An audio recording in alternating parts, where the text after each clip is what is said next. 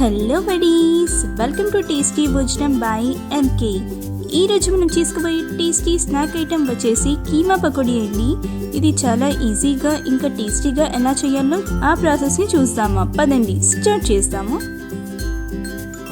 ముందుగా 1/2 kg mutton కీమాని తీసుకొని ఒకసారి శుభ్రంగా కడుక్కోండి. కడిగిన తర్వాత 2 టేబుల్ స్పూన్ల కారం, పసుపు 1 table spoon, garam masala 1 table spoon, అల్లం వెల్లుల్లి పేస్ట్ 1 టేబుల్ స్పూన్, ధనియాల పొడి 1 టేబుల్ స్పూన్, జీలకర్ర 1 టేబుల్ స్పూన్, కరివేపాకు కొద్దిగా, కొత్తిమీర,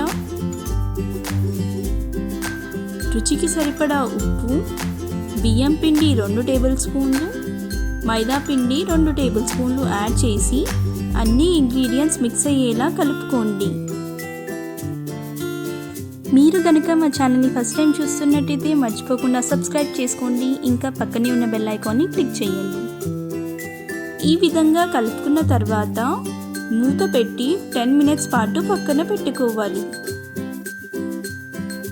10 మినిట్స్ అయ్యాక మూత తీసి ఇప్పుడు ప్రాసెస్ని స్టార్ట్ చేస్తాము. కడాయిని హై ఫ్లేమ్లో పెట్టుకొని డీప్ ఫ్రైకి సరిపడా ఆయిల్ని యాడ్ చేసుకోండి. యాడ్ చేసిన తర్వాత ఇప్పుడు నేను చూపిస్తున్న విధంగా కీమాని ఆయిల్లోకి యాడ్ చేసుకోవాలి. ఈ విధంగా నిదానంగా యాడ్ చేయండి.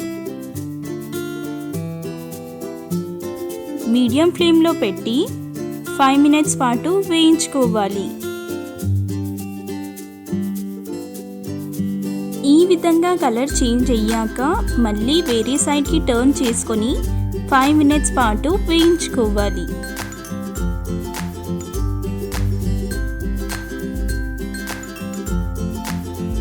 ఈ విధంగా సైడ్స్ టర్న్ చేస్తూ 2 వైపులా మంచిగా వేయించుకోవాలి. ఈ విధంగా 2 సైడ్లు మంచిగా కుక్ అయ్యాక వేరే ప్లేట్లోకి యాడ్ చేసుకొని వేడివేడిగా సర్వ్ చేసుకోండి. అంతే, చూసారు కదా, చాలా ఈజీగా ఇంకా టేస్టీగా కీమా పకోడీ అనేది రెడీ అయిపోయింది. మరిన్ని టేస్టీ రెసిపీస్ కోసం మా ఛానల్ని మర్చిపోకుండా సబ్స్క్రైబ్ చేసుకోండి. ఇంకా మీకు ఈ వీడియో నచ్చినట్టయితే లైక్ చేయండి, షేర్ చేయండి. మీ అభిప్రాయాన్ని మాకు కామెంట్ రూపంలో తెలియజేయండి. Thank you.